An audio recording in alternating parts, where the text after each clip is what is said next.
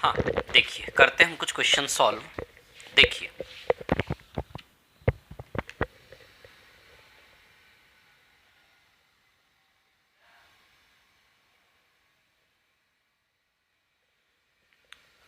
Sheet के questions करते हैं। सबसे पहले शीट का क्वेश्चन नंबर 44 सॉल्व करते हैं ना। क्वेश्चन नंबर 44 देखिए क्या लिखा है, प्रवणता निकालनी है, एम का मान निकालना है। क्या इक्वेशन है आपका, 3x माइनस 7y प्लस 8 बराबर 0।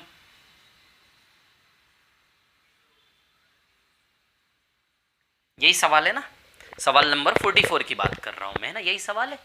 3x माइनस 7y प्लस 8 बराबर 0। ठीक है, अब देखिए इसकी प्रवणता यदि हमें निकालनी है तो प्रवणता का रूप कौन सा, y is equal to M X plus C. इस फॉर्म में अरेंज करना है हमें, है ना। तो इसका मतलब y को रखो बाकी सब उधर, तो सिर्फ इसको रखो यहाँ पर, बाकी सब उधर भेज दो। देखो ये भी इधर ही है, इसमें इसको भी उधर भेजना पड़ेगा। 3x को उधर भेजेंगे माइनस 3x हो जाएगा, प्लस 8 को उधर भेजेंगे माइनस 8 हो जाएगा। आई बात समझ में, क्लियर, ठीक है। अब -7 को बटे में भेज दे, सिर्फ y रखना है हमें, तो -7 को भेज देते हैं बटे में। वैसे तो मैंने पहले ही बताया, इसको तो पहले ही उड़ा दो आप, इसका तो कोई यूज़ ही नहीं है, कांस्टेंट टर्म का तो कोई यूज़ ही नहीं है ना, तो इसको तो आप पहले ही उड़ा दो, है ना। ठीक है, कर लेते पहले पूरा ऐसे कर लेते हैं, फिर उड़ा देंगे। -7 को एक बार इसके नीचे एक बार इसके नीचे, है ना। इसके नीचे -7 रखो, -8 के नीचे -7 रखो, तो minus minus cancel, minus minus cancel, y is equal to आएगा ये। तो m का मान प्लस का 3/7 आएगा कि नहीं आएगा, बोलिए आएगा क्या, है ना। और c का मान कितना आएगा, 8/7, इंटरसेप्ट ऑन y एक्सिस, है ना, 8/7। ठीक है, तो m का मान आएगा प्लस का 3/7। क्लियर है इतनी बात, ठीक है। तो m का वैल्यू आएगा प्लस का 3/7। आप यहाँ से भी कर सकते, सीधे देखो आएगा ना 3/7 ऑप्शन में, देखिए इसको सीधे उड़ा दो, यहाँ से खत्म ही करो ना इसको, ये यही बात खत्म हो जाएगी ना कि ये देखो, जब ऐसा करोगे तो माइनस माइनस वैसे ही कैंसिल हो जाएगा, है ना, और 3/7 एक्स आ जाएगा, ये प्रवणता आ जाएगी प्लस का 3/7। आई बात समझ में, ये प्लस का वो पुराना वाला सवाल है ना। आए क्वेश्चन नंबर 44 था आपका, ठीक है, 44 नंबर का सवाल था, है ना, 44। ठीक है, 44, 45, 45 में भी प्रवणता निकालनी है। क्या है 45 देख लेते हैं ना, क्वेश्चन नंबर 45 क्या है देख लेते हैं। ठीक है,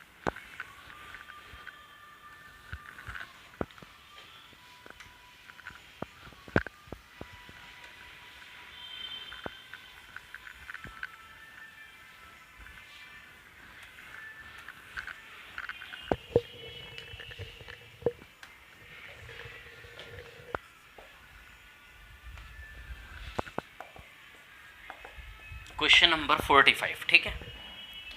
p -47 और q कितना है, 2 3। ठीक है, हाँ अब ये देखो, ये अब m निकालने का एक तरीका है हमारा, y2 minus y1 upon x2 minus x1। तो बताइए 45 में यही तरीका प्रवणता निकालने के लिए अप्लाई करेंगे। ठीक है, इनसे जुड़ी रेखा की प्रवणता, ये x1 y1 है और ये आपका x2 y2 है, तो y2 माइनस y1 यानी कि y2 3 और y1 7, 3 माइनस 7, है ना। और हमें लगाना है x2 माइनस x1, है ना। तो x2 कितना है 2 और x1 क्या है -4। आई बात समझ में, क्लियर, ठीक है। तो कितना आएगा 3 माइनस 7, ऊपर तो -4 हो जाएगा, माइनस माइनस प्लस 2 + 4 6 आ जाएगा, माइनस का 2/3 आएगी इसकी प्रवणता। बोलिए आएगी कि नहीं आएगी, माइनस का 2/3, ए वाला ऑप्शन इसका आंसर है। ठीक है ना, आया समझ में। ये 45 था, है ना, ठीक है। अब 45 के बाद अब हम आते हैं 46 पर। ठीक है, दिख रहा है सभी को क्लियरली, कोई प्रॉब्लम तो नहीं ना देखने में। चलिए अब हम आ जाते हैं 46 पर। ठीक है, 46 नंबर के सवाल पर, है ना।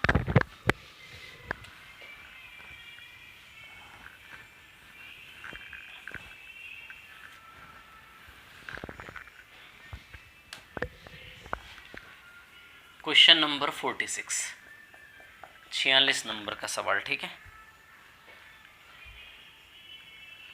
हाँ ये भी वैसा ही कुछ क्वेश्चन है ना। ठीक है,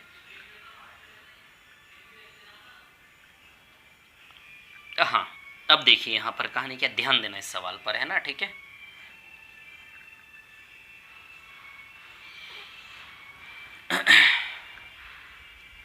√3 1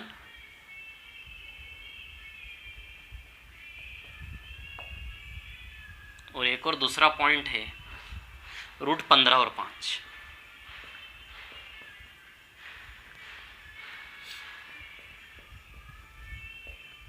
क्लियर? ठीक है। अब देखिए ये रेखा एक अक्ष के साथ कितना कोण बनाती है, तो भैया प्रवणता किसे कहते हैं?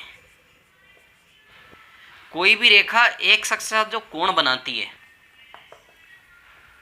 उसी के tan थीटा को प्रवणता कहते हैं। m बराबर tan थीटा होता है क्या नहीं होता है? अच्छा, m बराबर tan थीटा, इस फॉर्मूले का यूज करेंगे इसमें। हमें यहां से थीटा का मान निकालना है। किसका? थीटा का। आती है क्या बात समझ में? क्लियर है ना? किसका मान निकालना है? थीटा का। ठीक है, थीटा का मान हमें यहां से निकालना है ना। एक्स अक्ष के साथ कितना कोण बनाती है, तो ये जो m बराबर tan, ये थीटा कौन होता है? थीटा वही तो होता है कि रेखा एक्स अक्ष के साथ कितना कोण बनाती है, वही तो थीटा होता है ना। मतलब हमें इस फॉर्मूले में से थीटा का वैल्यू फाइंड आउट करना है, इतना आप समझो। ठीक है ना? क्या निकालना है हमें इसमें से? थीटा, है ना। तो चलिए थीटा का वैल्यू निकाल लेते हैं। अच्छा, m बराबर tan थीटा भी होता है, m बराबर y2 minus y1 upon x2 minus x1 भी होता है। m बराबर tan थीटा भी होता है और m की बराबरी में y2 minus y1 upon x2 minus x1 भी होता है क्या नहीं होता है? बताइए। हमें थीटा की वैल्यू फाइंड आउट करना है ना। ठीक है, अब सुनिए मेरी बात, ध्यान देना है ना। तो m बराबर tan थीटा भी होता है, m बराबर ये भी होता है, मतलब ये दोनों आपस में क्या हो गए? इक्वल। तो चलिए y2 y1 x2 x1 का वैल्यू पुटअप करें। तो tan थीटा बराबर y2 क्या है आपका? ये देखिए y2 माइनस y1 यानी कि √5 माइनस 1, है ना। और x2 minus x1 √15 minus √3। Clear? इतनी बात है ना। ठीक है, ये बनेगा y2 y1 x2 x1 का वैल्यू। ठीक है, थीटा का वैल्यू हमें निकालना है यहाँ से। अब ध्यान देना, बहुत अच्छा क्वेश्चन है। ठीक है, अच्छा इसको और आगे थोड़ा सा हल करें। ठीक है, इसको और आगे हल करो। √15 को √5 इंटू √3 लिख सकते हैं, माइनस √3।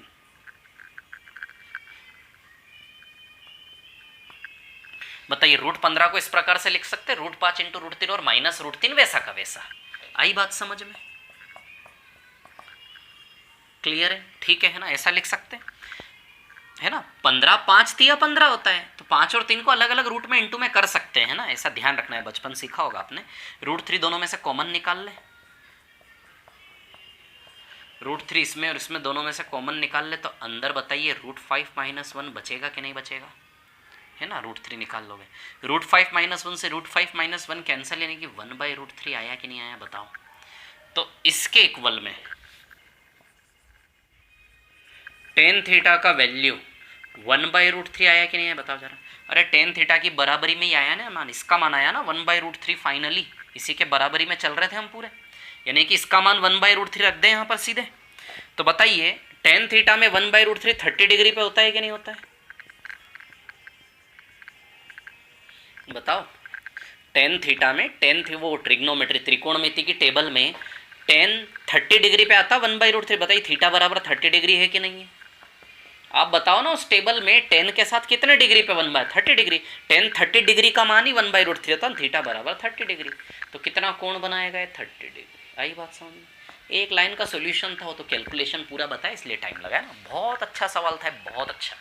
बताइए 30 डिग्री आएगा कि नहीं आएगा? आया समझ में? एक अक्ष के साथ कितना कोण बनाएगा? 2 3 4 बार रिपीट करके देखोगे, इजी लगने लगेगा ना।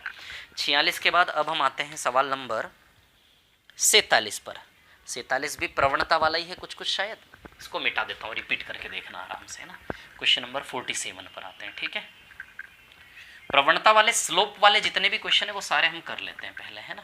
ठीक है, चलिए सवाल नंबर 47 है ना।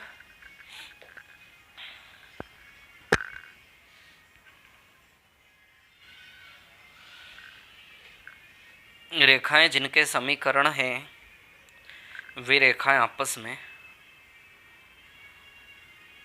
इनकी प्रवणताएं निकालनी पड़ेगी दोनों की।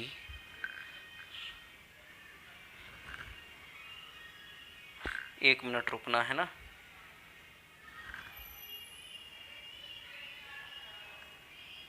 नहीं, ये 47 नहीं करना अभी है ना, 47 छोड़ दो, रुको। मैं जो सवाल बता रहा हूँ बस वही वही करना अभी है ना, जो पढ़ा उसी बेस पर।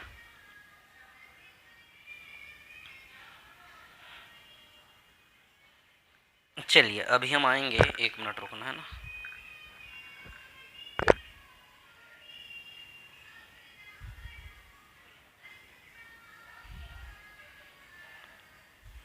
सवाल नंबर 16, आराम से पढ़ो जरा। सवाल नंबर 16 में आप देखिए, ए और बी का मान दिया है। ए बराबर कितना दिया है 2, और बी बराबर कितना दिया है 3। बोला है उसने, क्या बोला है सवाल नंबर 16 में, उस रेखा का समीकरण ज्ञात करें जो अक्षों पर 2 तथा 3 का अंतःखंड काटती है। अरे यार रुको यार, बड़ी समस्या हो रही है। उस रेखा का समीकरण ज्ञात करें, है ना, सवाल नंबर 16 की बात कर रहा हूं, जो अक्षों पर 2 और 3 का अंतःखंड, यानी कि अंतःखंड वाला रूप यूज करेंगे। अंतःखंड 2 और 3 दिए हैं, तो अक्षों पर a बराबर 2 और b बराबर 3, तो रख दें a का मान 2, b बराबर 3, बन जाएगा समीकरण। प्लस y/3 बराबर कितना है 1, है ना। तो उसने अंतःखंड के वैल्यू दिए a और b के, बस इसको हल कर लेंगे, समीकरण बन जाएगा, है ना। चलिए एलसीएम क्या आएगा, 6 आएगा। समझ में आया ना कैसे कर रहे हैं हम, x/2 प्लस y/3 समीकरण बनाना। ऑप्शन देखो आप, xy के रूप में समीकरण, तो a और b का मान दिया, अंतःखंड का मान दिया, 2 और 3 लगा दो सीधे। ये मैंने लगा a का वैल्यू 2, b का। एलसीएम 6 आ जाएगा, 2 3 जा 6 तो 3x आएगा, 2 जा 6 तो 2y आएगा बराबर 1, 6 को उधर ले लो, तो 3x प्लस 2y बराबर 6। बताइए बनेगा समीकरण 3x प्लस 2y बराबर 6। ऑप्शन डी इसका आंसर है। 6 इधर चला जाएगा ना, ये आता है ना आपको, एलसीएम 6 आएगा, 2 तिया 6 तो 3 का गुणा ऊपर, 3 दूनी 6 तो दूनी का गुणा ऊपर, 3x प्लस 2y बराबर 6। आई बात समझ में, क्लियर है ना। तो 3x प्लस 2y बराबर क्या आ जाएगा आपका 6। क्लियर, ठीक है। ऑप्शन डी आया समझ में। कितना अच्छा सवाल था सवाल नंबर 16, आया समझ में, ठीक है। चलिए 16 के बाद हम आगे बढ़ते हैं, अगला सवाल करते हैं।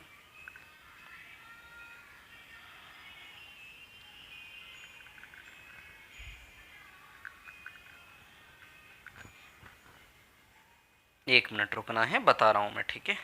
इसके बाद कौन सा सवाल करना है, मैं जो बोलूंगा वही सवाल करेंगे पहले, है ना। सवाल नंबर 30, 30 पर आ जाओ, 30 पर। सवाल नंबर 30 पर आ जाते हैं, 30 पर, है ना। चलिए आ जाइए क्वेश्चन नंबर 30 पर, ठीक है। क्लियर। 30 में देखो, ठीक से पढ़ो सवाल को। अंतःखंड निकालना है, 3x प्लस 4y माइनस 12, इस समीकरण के अंतःखंड निकालना है, इंटरसेप्ट यानी कि a और b का मान निकालना है। चलिए तो पहले तो उधर ले जाओ, इसको इस रूप में लाना पड़ेगा, है ना। तो चलिए 3x प्लस 4y बराबर 12, फिर इस 12 को नीचे ले आएंगे, अपॉन 12 बराबर 1। 12 को एक बार 3x के नीचे लाओ और एक बार इसको 4y के नीचे लाओ बराबर 1। 3 चौक 12, 4 और 4 तिया 12, तो x/4 प्लस y/3 बराबर 1। तो अंतःखंड 4 और 3 आ जाएंगे कि नहीं आ जाएंगे, बताइए। तो क्या अंतःखंड आ जाएंगे इसके 4 और 3? ऑप्शन बी आंसर है, 4 और 3, है ना। आया समझ में सवाल नंबर 30, क्लियर है ना, ठीक है। 30 के बाद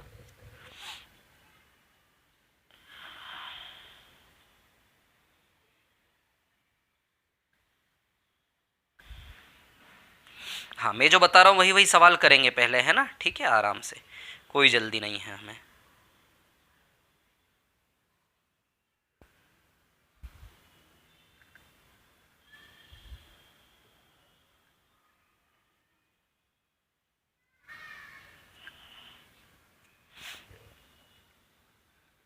हाँ, एक मिनट रुकना।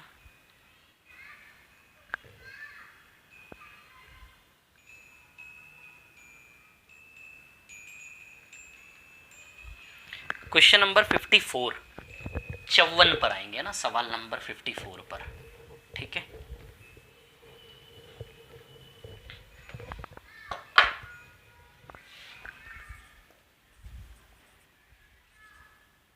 सवाल नंबर 54 है ना, ठीक है। अब देखिए सवाल नंबर 54, उस रेखा का समीकरण ज्ञात करें जिसकी प्रवणता 5 है। उस रेखा का समीकरण जिसकी प्रवणता 5 है और जो -4 और 1 से गुजरती है। अब आप याद करो जरा, ये रेखा का कौन सा रूप है? ये वाला रूप है, बताइए। ये वाला रूप कौन सा रूप था? मैंने आपको बताया था कि जब कोई एक बिंदु दिया हो और प्रवणता दी हो, तो प्रवणता दी है आपको, यानी कि एक अक्ष का झुकाव दिया है, प्रवणता दी और बिंदु दिया है -4 1, तो बताइए स्लोप फॉर्म वाला इक्वेशन होता है कि नहीं होता है? बताइए। यदि अंतःखंड दिए होते तो अंतःखंड वाले रूप का यूज करते। स्लोप फॉर्म दिया है ना, प्रवणता के साथ एक बिंदु दिया है, तो प्रवणता वाले रूप का यूज करेंगे समीकरण बनाने के लिए। आई बात समझ में, है ना? समझ रहे हो बात को? ठीक है। अब सुनना, ये सवाल है सारे समीकरण बनाने वाले। कैसे सवाल है? समीकरण बनाओ। सवाल हमसे समीकरण बनाने को बोलेगा, तो समीकरण बनाने के लिए सवाल हमें क्या क्या देगा? या तो वो अंतःखंड देगा, तो फिर इस अंतःखंड का वैल्यू रख के समीकरण बना देंगे, जो भी बनाया था पिछले 1-2 सवाल में हमने, है ना? समझना मेरी बात को प्यार से, आराम से, कोई जल्दी नहीं, बढ़ाई सी, है ना? 3 तरीके हैं रेखा का समीकरण बनाने के, 1, 2 और 3, है ना? सवाल हमें यदि अंतःखंड देगा तो इसका यूज करके समीकरण बना देंगे। यदि प्रवणता देगा, क्या देगा? यदि प्रवणता देगा तो इसका यूज करके समीकरण बना देंगे। यदि 2 बिंदु देगा, x1 y1 x2 y2, और समीकरण बनाने का बोलेगा, तो ये फॉर्मूला है पॉइंट फॉर्म। जब 2 बिंदु दिए जाएंगे तो बिंदु वाला फॉर्मूला लगा के समीकरण बनाएंगे, बताऊंगा अभी कैसे बनाएंगे, है ना? अंतःखंड दिया जाएगा तो अंतःखंड वाला फॉर्मूला लगा के समीकरण बना देंगे। जब प्रवणता दी जाएगी और समीकरण बनाने का बोलेगा, स्लोप दिया जाएगा, तो प्रवणता वाला फॉर्मूला यूज करके समीकरण बना देंगे। आई बात समझ में? अभी थोड़ी देर पहले हमें इंटरसेप्ट दिया था 2 और 3, तो 2 और 3 लगाया था हमने यहाँ पे, याद है भी आपको? ऐसे करके लगाया था ना अभी हमने पिछले किसी सवाल में, है ना? और एलसीएम लिया था फिर 6, 2 3 6, 3x प्लस 3 दूनी 6, 2y बराबर 1, ये 6 को इधर भेज दिया था हमने। ऐसे समीकरण बना के दिया था हमने, क्योंकि अंतःखंड दिए थे तो अंतःखंड इंटरसेप्ट वाला फॉर्मूला लगा के इक्वेशन बनाया था। अब उसने प्रवणता दी और समीकरण बनवा रहे हैं, तो प्रवणता वाला फॉर्मूला लगा के समीकरण बना देंगे। आई बात समझ में? इन सारे सवालों को हम ऑप्शन से भी चेक कर सकते हैं, लेकिन ऑप्शन से चेक करने से बेहतर है उतनी देर में तो बन ही जाएगा। तो देखिए मैं आपको बता रहा हूँ, समझ में आई बात? तो जैसा रूप देगा वैसा रूप का फॉर्मूला यूज करेंगे। प्रवणता दिए तो प्रवणता वाला फॉर्मूला यूज करेंगे, है ना? चलो भैया, तो हम फॉर्मूला यूज करेंगे y = mx + c।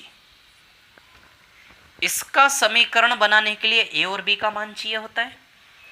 इस फॉर्मूले से समीकरण बनाने के लिए हमें किस किस का मान चाहिए? m का और c का। किस किस का मान चाहिए हमें?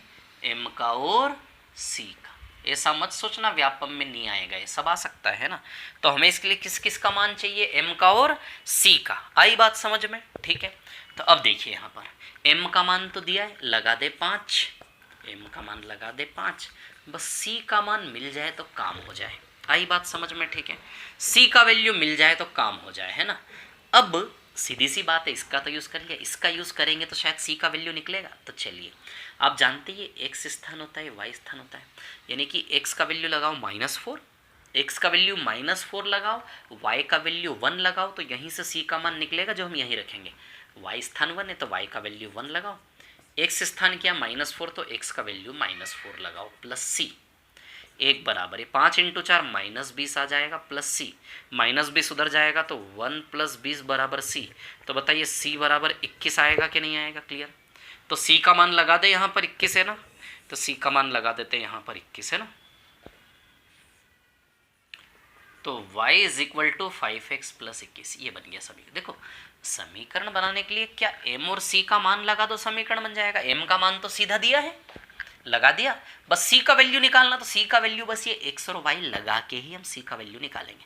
c का वैल्यू वापस यहाँ रख देंगे, तो c का वैल्यू भी आ गया 21, m का वैल्यू भी है, तो बस m 5 और c 21 सीधे इसमें लगा दो, है ना। तो y = 5x + 21। अब देखो ऑप्शन किस रूप में दिए हैं आपको? y = हाँ इसी रूप में दिया, ऑप्शन ए आपका आंसर हो जाएगा। y is equal to 5x plus 21 option है आपका आंसर हो जाएगा। तो मैं आपको क्या सिखाना चाह रहा हूँ कि अंतःखंड वाली चीज़ें देगा तो इस फॉर्मूले का यूज़ करके समीकरण बनाएंगे, प्रवणता देगा तो प्रवणता वाला रूप यूज़ करके समीकरण बना देंगे, और यदि बिंदु देगा दो तो बिंदुओं वाला फॉर्मूला यूज़ करके समीकरण बना देंगे। आई बात समझ में? क्लियर है? ये तीन चीज़ें हमें करनी है, ठीक है। तो अभी हमने इसका यूज़ करके समीकरण बनाया था, इसमें हमने इसका यूज़ करके समीकरण बनाया। क्वेश्चन नंबर 54 था ये, है ना, ठीक है। चलिए 54 भी हो गया, ठीक है। अब एक मिनट रुकना, हाँ।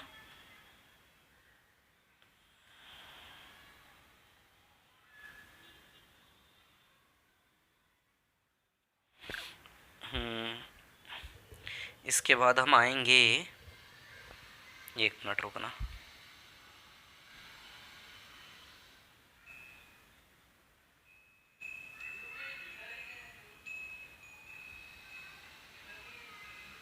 हाँ सुनिए, अब हम आएंगे सवाल नंबर 60 पर, लेकिन मेरे को लग रहा है ज़्यादा हो जाएगा अभी, रुको।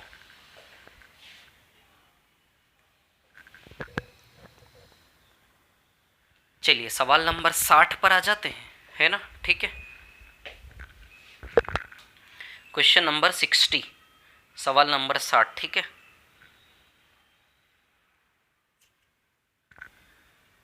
नहीं, रहने देते हैं।